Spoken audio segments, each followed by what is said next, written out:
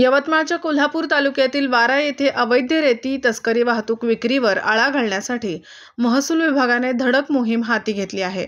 यासाठी महसूल विभागाने भरारी पथकाची स्थापना करण्यात आली असून रेती तस्करी आणि वाहतूकवर विविध ठिकाणी छापे टाकत कारवाई केली आहे। याविषयी गोपनीय माहितीनुसार केळापूर तालुक्यातील वारा येथील भारत प्रल्हाद गेडाम यांच्या मालकीचा गट नंबर 2 या शेतजमिनीमध्ये 80 ब्रास डब्बर अवैध उत्खनन करून वाहतूक करून साठा केल्यामुळे पंचनामा करण्यात आला असून सदर साठ्याबाबत परवाना मागितला असता त्यांच्याकडे कोणत्याही प्रकारचा परवाना सादर केला नाही।